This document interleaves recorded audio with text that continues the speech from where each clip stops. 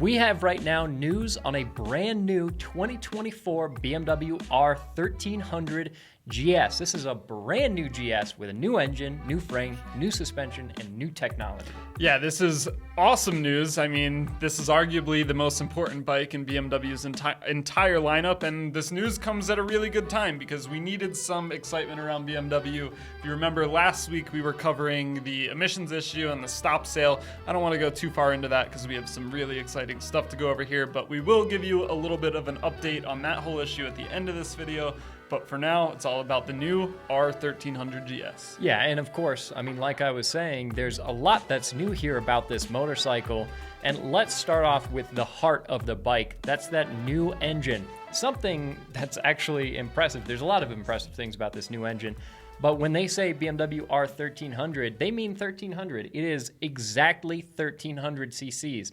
And I can't think of many motorcycles that have a round number like that in their name that are literally that exact amount. Yeah, cc. Most of the time, they're rounding the numbers a little bit, or the displacement's like 1 cc lower for, to meet different licensing regulations and stuff in different countries. But yeah, this time, exactly a 1300 cc engine, and this is a nice bump in displacement. The old GS was called a 1250. It was really a 1254 cc engine.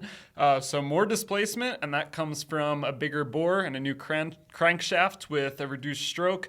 But you also have improved power numbers. Yeah, so now 145 horsepower instead of 136 on the old model. Also more torque, 110 pound-feet of torque versus 105 on the old model.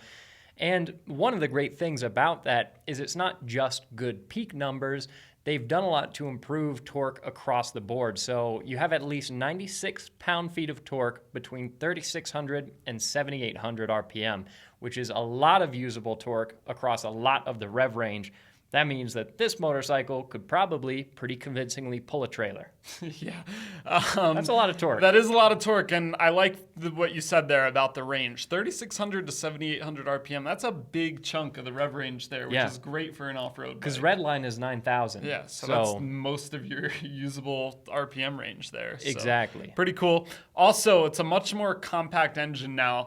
And one of the big ways they were able to do that is kind of reworking the gearbox. So it's now mounted underneath. It's a bottom-mounted gearbox instead of being behind the engine. Obviously, that allows them to make the packaging a little bit smaller.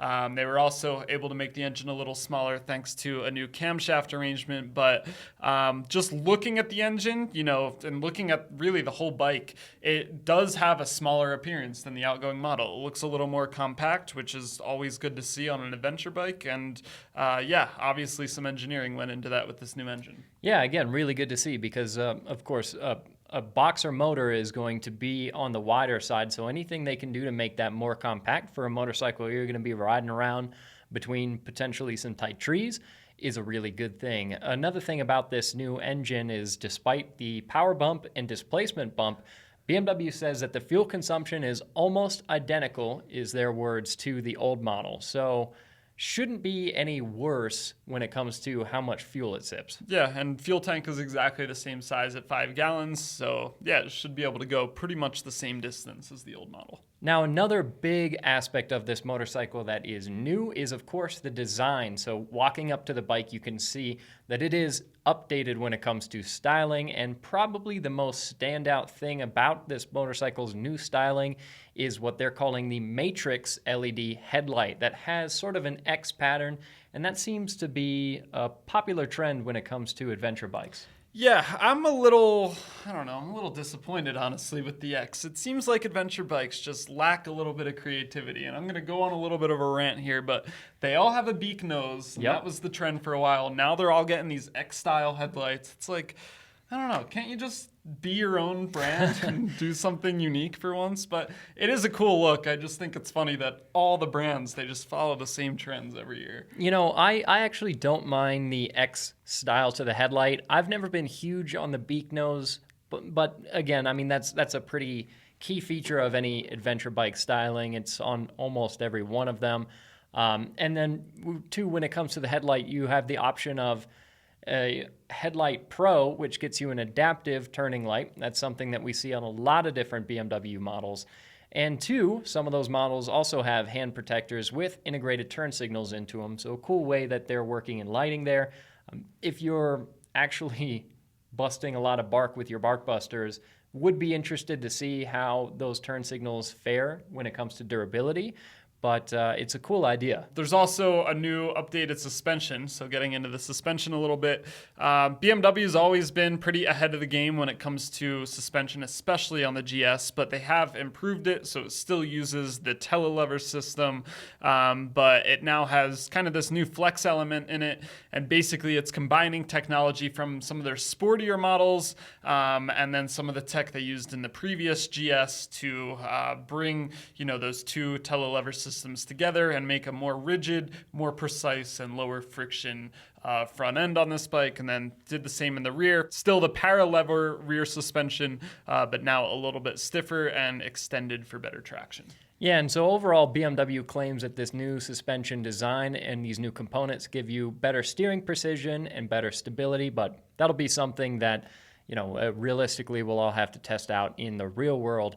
There's also a number of different ways that you can configure this suspension. So a number of different options, including the option for an electronic suspension that adjusts the damping and also now the spring rate, depending on what conditions you're riding through. There's also an available sport suspension that has 0.8 inches more travel, so a decent amount of extra travel. And that's also a slightly firmer setup to leave a little bit more there in case you are landing some jumps and you don't want to be bottoming out your suspension.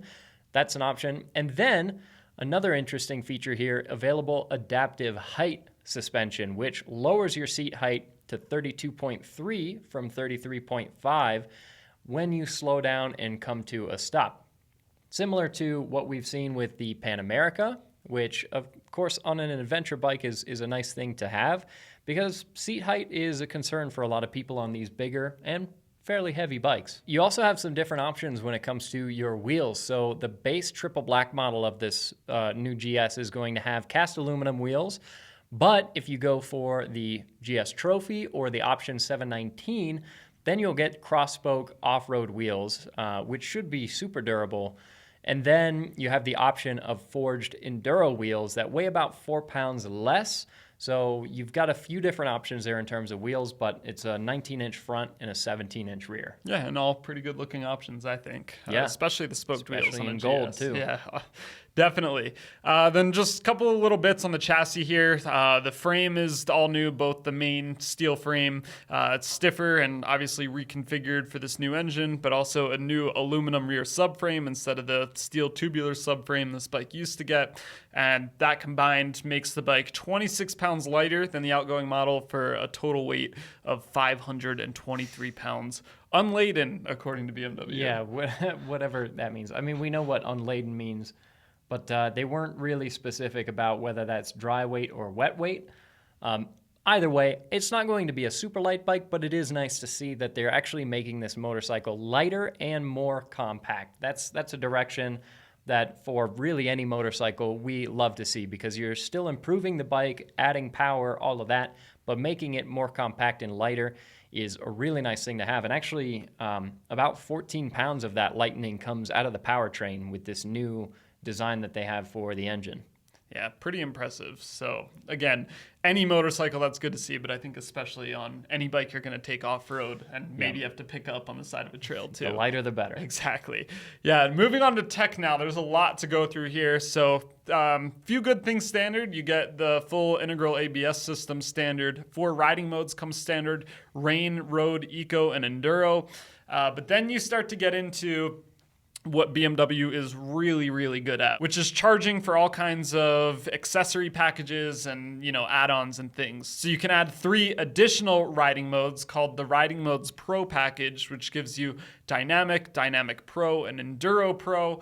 And they do this all the way through their lineup. So, for example, traction control, drag torque control, brake assist, and hill start control are all standard. Cruise control is standard.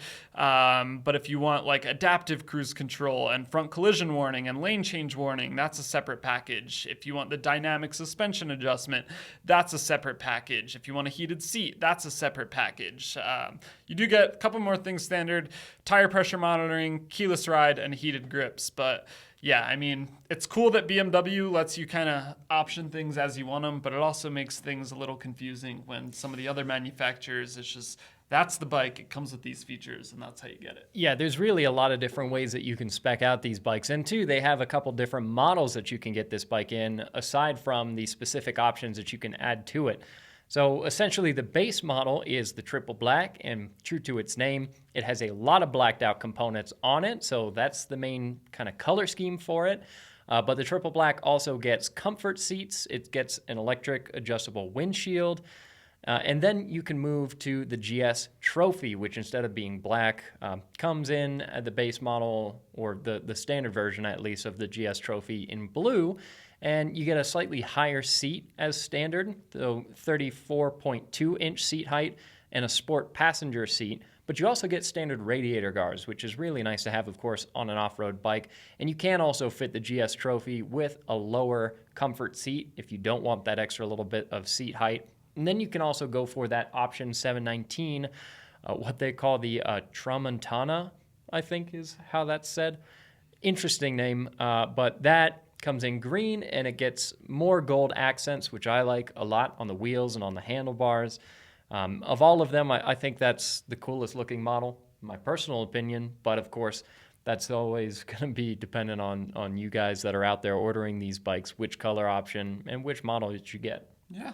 So there you have it. There's pretty much everything we can tell you about the GS. You GS people are so crazy about your bikes. We could probably read the entire press release and every spec on the spec sheet, and you guys would still have questions. So, yeah, which is fair. And the press release for this bike is like 30 pages long. Yeah. So there's a lot to digest there. There's a lot that's new about this bike, so we're hitting some of really the highlight things about it, but until we get to throw a leg over it, there's still a lot of questions in our head too. Yeah, and we'll be able to, hopefully throw a leg over this bike as soon as BMW gives us the chance to and answer all your questions. But there's one thing we still do know that we haven't shared yet, and that's how much it's going to cost you and when you're going to be able to get it. Yeah, so MSRP is going to start at $18,895. So, of course, not an inexpensive bike, but you are looking at a 1,000cc plus, a 1,200cc plus adventure bike, all of which, every bike that this competes against is on the premium end of the adventure bike spectrum. So that is to be expected.